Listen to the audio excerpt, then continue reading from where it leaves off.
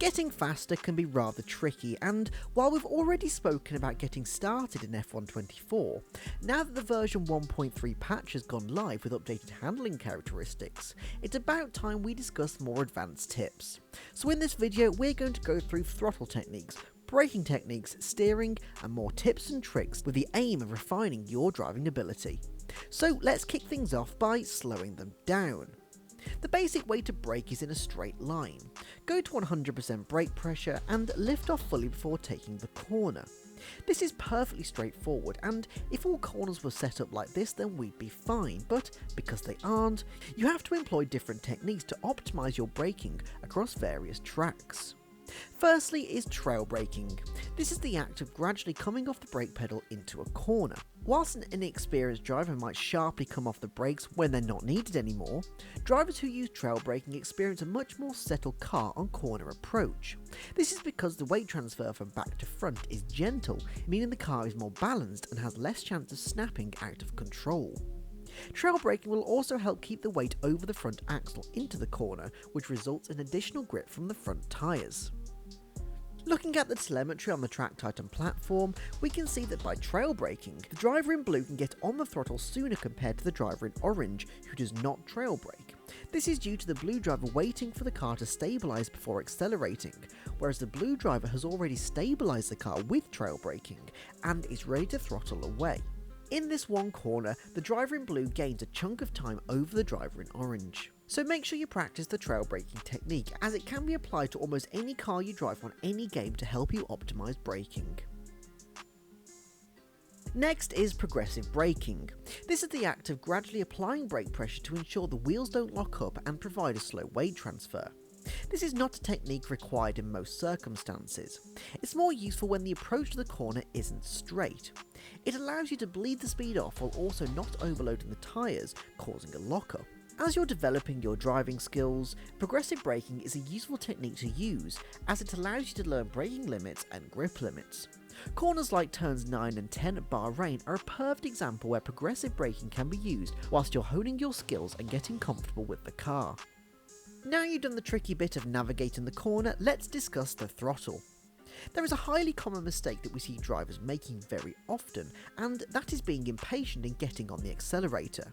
You may see getting on the throttle sooner as a good thing, and for the most part, it is. But getting on the throttle too early means while you'll gain mid-corner speed, you'll actually lose exit speed. You see, remember we spoke about weight transfer during trail braking? Well, same happens while accelerating. Of course, on the throttle, it has the opposite effect to trail braking, as the weight transfer is from front to back. If you accelerate too soon in the corner, the weight will go towards the back and no longer be pushing the front tyres into the ground. Of course, this will mean you have less grip on the front tyres, and that will mean the speed that you can take the corner is lower than if the weight was over the front. In a lot of cases, those who accelerate too soon will have a higher minimum speed, but will stay at the minimum speed for longer, which is where they lose time. Whereas those drivers who are patient will drop to a lower speed briefly before being able to accelerate at a higher rate out of the corner. Now, it is worth mentioning that F1 cars are less susceptible to this mistake because of their high rate of downforce. Using the early throttle technique can sometimes benefit your exit in an F1 car, as the front wing can keep the front tyres pressed into the track.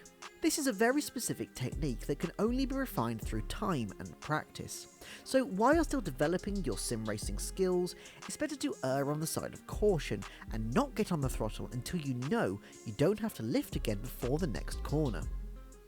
You'll notice the difference between these two approaches, particularly in long corners, so be sure to test out different acceleration points on a circuit until you find the best one. Alternatively, on Track Titan, you can compare yourself against the professionals and see exactly where it is they start accelerating. Additionally, if you're watching this video, then you're probably not a complete novice to sim racing, and if this is the case, you may already be familiar with telemetry. If so, then we have something just for you. For those advanced drivers out there, Track Titan has Advanced mode. No need to click between tabs, carefully analysing each input individually. You can see all your driving inputs simultaneously and see exactly where you're losing time. If you sign up to Track Titan with the code F124 Advanced, you can get 30 days of unlimited data insights for free across any supported game you like. Now you've got your pedal inputs working better, let's take a look at the steering. It might be simple, but there are some common mistakes that we see a lot of drivers making. Firstly is understeer. This is where the front tyres lose grip and you use far more of the circuit grounds than you'd bargained for.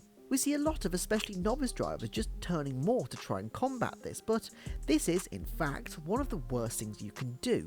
Not only will it make the wheels more susceptible to locking up, but it will cause additional tyre wear as well. Understeer is caused by the car going too fast for the front tyres to cope with the direction change. So if you're going at a reasonable speed, what could be the problem?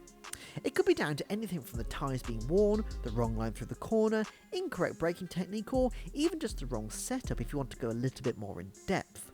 So when you experience understeer, ensure you are trail braking, avoid the throttle and try a different line, just find out what works for you. Now let's flip to oversteer. This is the opposite of understeer as the front does in fact turn, a little too much in fact, and consequently your back end rotates out of control. This will normally occur on corner exit as you're accelerating when the weight transfer to the rear overloads the tyres and the car can no longer stay in a straight line. Regardless if you slide and catch it or spin out completely, both of these things will lose you time, so understanding the grip limit is essential. When you start to accelerate out of a corner, you want to get to 100% throttle as soon as possible, but not at the expense of grip.